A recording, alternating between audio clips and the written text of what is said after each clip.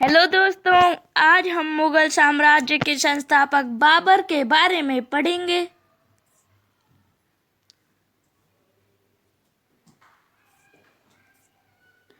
पहले देखते हैं कि मुगल वंश में कौन कौन से प्रसिद्ध शासक हुए थे।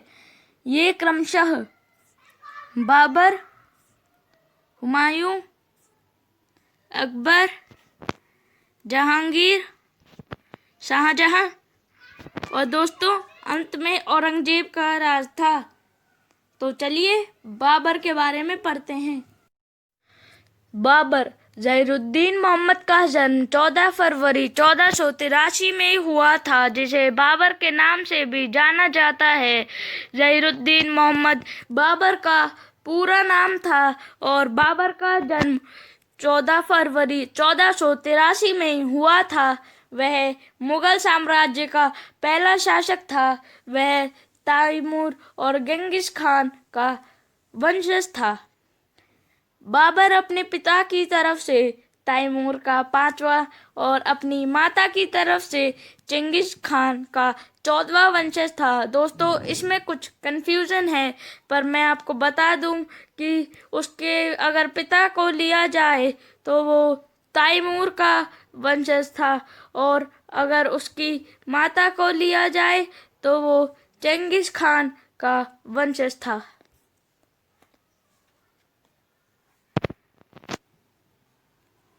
Babar Zainuddin Muhammad was born in 14 Feb 1483, who was famous as the name of Babar. Babar was founder of Mughal Empire and was the first ruler of Mughal dynasty in India. He was descendant of Taimur and Genghis Khan.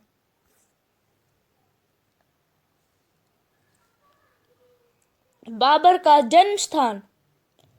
Babar का जन्म अंडीजन की फरगना घाटी में हुआ था, जो वर्तमान में उज़्बेकिस्तान में है। दोस्तों अतीत में अंडीजन जगह थी फरगना घाटी में, पर अब उज़्बेकिस्तान में है उसका जन्म स्थान। बाबर उमर शेख मिर्जा का बड़ा बेटा था और तैमूर का महान पोता था। दोस्तों बाबर के पिताजी का नाम उमर शेख मिर्जा था।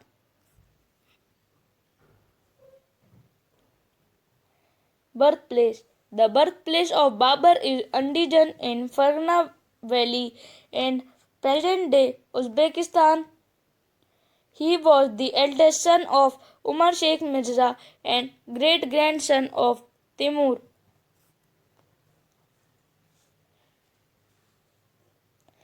राजगद्दी का हक खोना। 1494 में जब बाबर 11 साल का था तो उसे फरगना का शासक बनाया गया। उसके पिताजी बीमार थे और कबूतरों को खिलाते समय मर गए थे। दोस्तों उसके पिताजी की डेथ हो गई थी, इसलिए बाबर को इतनी कम उम्र में राजा बनाया गया था।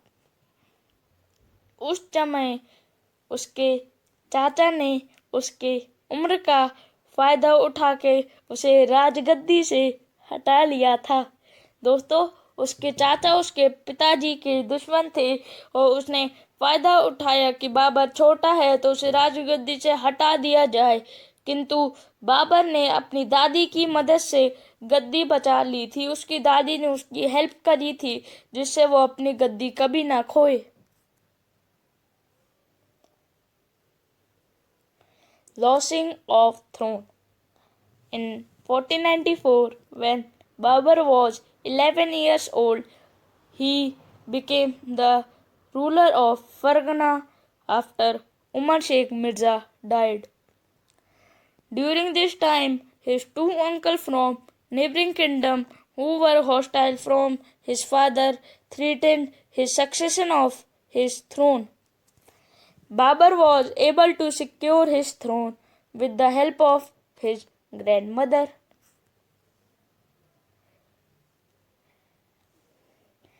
काबुल की राजगद्दी। काबुल में उस समय बाबर के चाचा उलूग बेग II का राज था। उसके मरने के बाद उसके बेटे मुकुंद बेग का राज चला। पर प्रजा उसके शासन के खिलाफ थी। दोस्तों, जैसे इसमें बताया गया है कि प्रजा उसके शासन के खिलाफ थी, तो दोस्तों क्यों खिलाफ थी? क्योंकि वो प्रजा से अच्छे से कोई काम नहीं करवाता था और उन पे जुर्म करता था। 1504 में बाबर हिंदू कुश पर्वत पार करने में समर्थ हुआ और उसने काबुल जीत लिया। उसने हिंदू कुश पर्वत पार करा और उसने मुकुंद बेग से लड़ाई करी और काबुल को अपना राज्य बना लिया।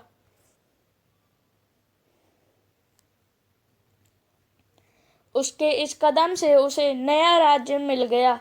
दोस्तों, इसमें नया राज्य इसलिए बताया गया है क्योंकि उसका पहला राज्य, जो मैंने आपको पहले ही बताया था कि फरगना उसे का राज्य था और उसे उसके इस कदम से काबुल का राज्य भी मिल गया था, तो वो उसके लिए नया राज्य हुआ। उसने काबुल में 1524 तक राज किया। दोस्तों, इसमें 1526 दिया है, पर 1524 तक राज किया। 1526 में तो पानीपत का युद्ध हुआ था। उसने अपने नाम के सिक्के भी बनवाए थे। उसके बाद वो भारत की ओर आया था। 1504 में बाबर ने मिर्जा की उपाधि का त्याग किया और पादरा की उपाधि धारण की। दोस्तों, वो पहले मिर्जा की उपाधि का था, पर उसने फिर अपने आप को बादशाह की उपाधि में रखा और मतलब कि बादशाह की उपाधि धारण की।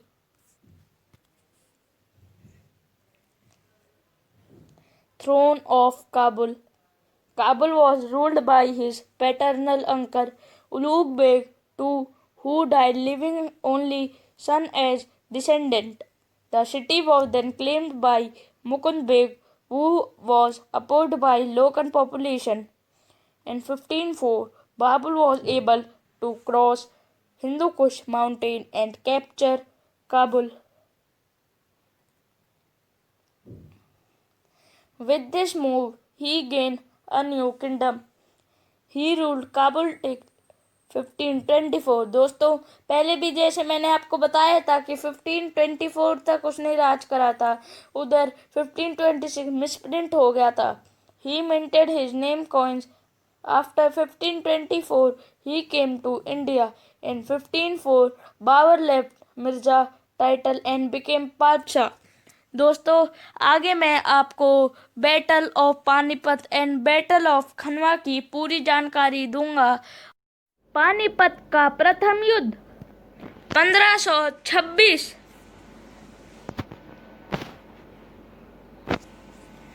बाबर पहला शासक था जिसने युद्ध में तोप का इस्तेमाल किया था।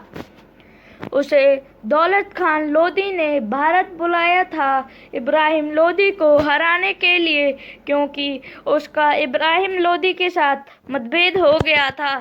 दोस्तों, अब आप लोग सोच रहे होंगे कि दौलत खान लोदी ने अपने ही वंश के राजा को हरवाने के लिए क्यों बुलाया? दोस्तों, दौलत खान लोदी की इब्राहिम लोदी के साथ लड़ाई हो गई थी, जिससे वो चाहता था कि लोदी वंश का राजा दौलत खान लोदी बन जाए।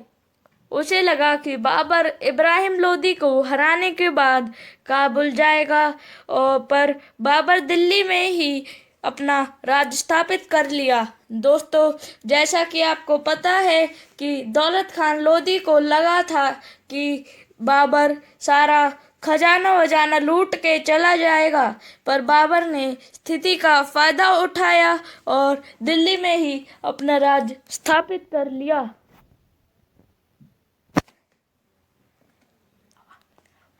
बाबर ने युद्ध करने की इच्छा इब्राहिम लोदी को कई बार बताई, पर वो उसे जवाब नहीं देता था। बाबर अपनी इच्छा को इब्राहिम लोदी को बार बार बताना चाहता था, पर वो जब भी बताता वो इब्राहिम लोदी उसकी चाहत का जवाब नहीं देता।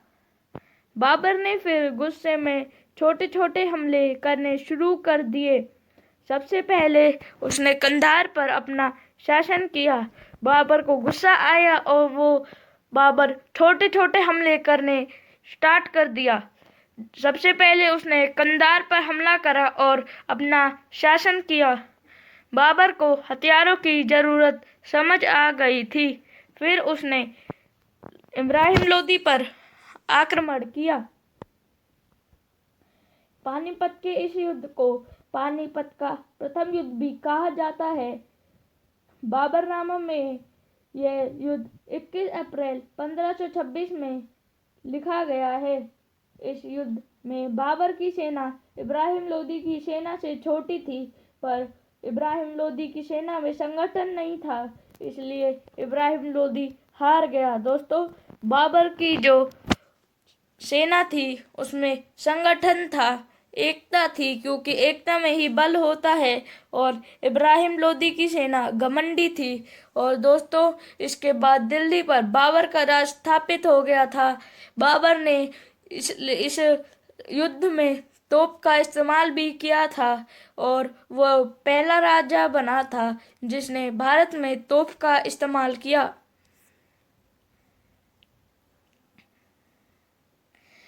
बाबर ने पानीपत का युद्ध जीतने के बाद बाबरनामा अपनी मातृभाषा चगताई तुर्की में लिखा है। दोस्तों, उसकी मातृभाषा चगताई तुर्की थी और उसने ये पानीपत का युद्ध अपनी मातृभाषा में लिखा है, यानी चगताई तुर्की में लिखा है। तो दोस्तों, अब मैं आपको खनवा का युद्ध बताने जा रहा हूँ। वीडियो को स्किप मत करना। खानवा का युद्ध। खानवा का युद्ध बाबर और राणा सांगा के बीच हुआ था। 1527 में यह युद्ध हुआ था। यह युद्ध इसलिए हुआ क्योंकि राणा सांगा बाबर को हटाना चाहता था।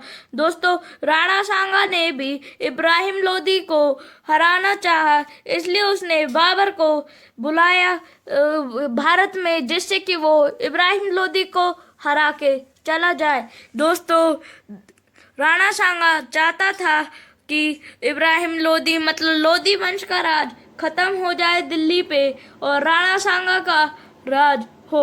राणा सांगा को लगा कि बाबर इब्राहिम लोदी से युद्ध करके काबुल वापस चला जाएगा, पर बाबर ने दिल्ली में ही अपना राज्य जमा लिया, इसलिए ये युद्ध शुरू हुआ।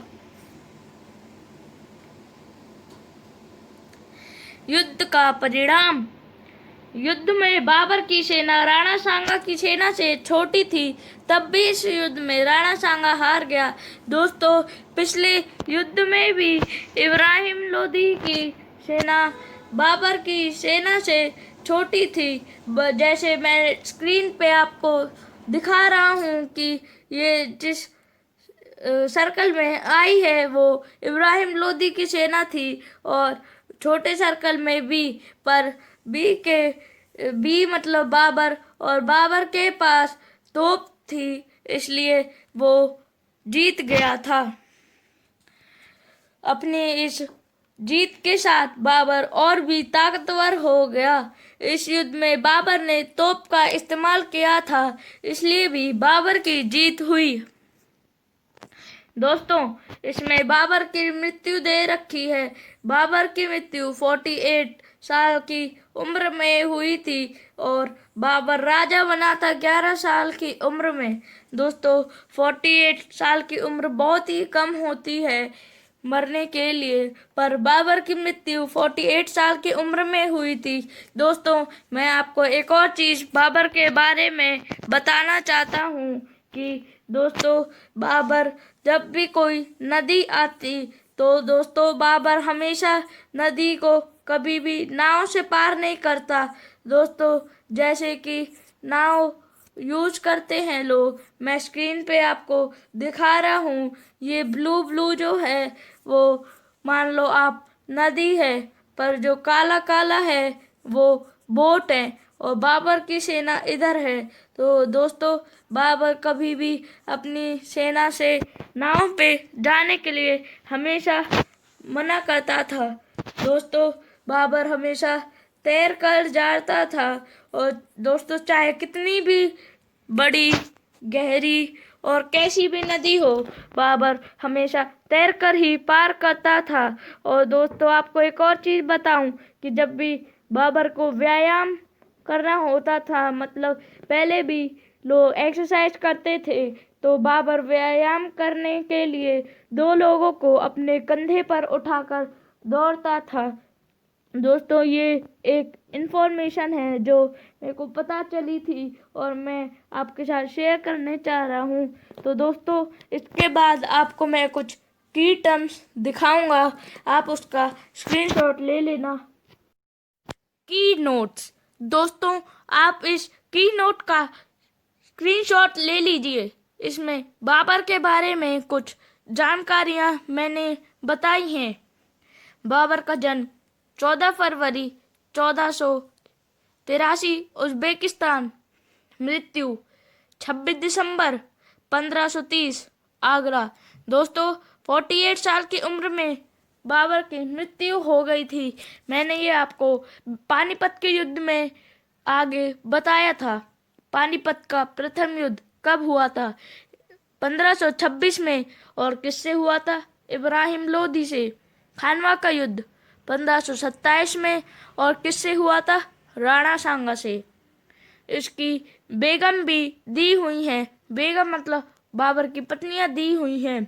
बीबी मुबारिका, माहम बेगम, जैनल सुल्तान बेगम आदि। इसमें संतान भी दी हुई हैं। हुमायूं, हिंदाल मिर्ज़ा, कामरान मिर्ज़ा, गुलबदन बेगम, गुलदेरा बेगम, अस्कारी मिर्ज़ा आदि। दोस्तों, आज के इस वीडियो में आपने बाबर के बारे में पढ़ा, बैटल ऑफ पानीपत और बैटल ऑफ खनवा पढ़ा, और एंडिंग में मैंने आपको कुछ की नोट्स बताए थे। दोस्तों, अगले ऐसे ही मैं आगे भी आपके लिए कुछ एजुकेशनल वीडियोस लाता रहूँगा। तो दोस्तों, हमारे चैनल को लाइक करें, शेयर करें, सब्सक्राइब करें और बहुत सारा प्यार दें। दोस्तों, मैं आपको अगले उसके बारे में भी बता देता हूँ। वीडियो के बारे में मैं अगले वीडियो में कुछ क्वेश्चंस लाऊंगा, दोस्तों, वो भी बाबर पे, बैटल ऑफ पानीपत और बैटल ऑफ खनवा पे। दोस्तों, 3 टॉपिक पे लाऊंगा और वो आपके लिए इम्पोर्टेंट हो सकते हैं नहीं, बहुत ही इम्पोर्टेंट है। दोस्तों, मैंने अभी उसका लिंक डिस्क्रिप्शन पे नहीं दिया है, मैं कुछ दिनों बाद आपको डिस्क्रिप्शन पे दे दूँगा। मैं फिर से कहता हूँ कि मेरे चैनल को लाइक करें, सब्सक्राइब करें, शेयर करें मेरी वीडियोस और बहुत सारा प्यार दें।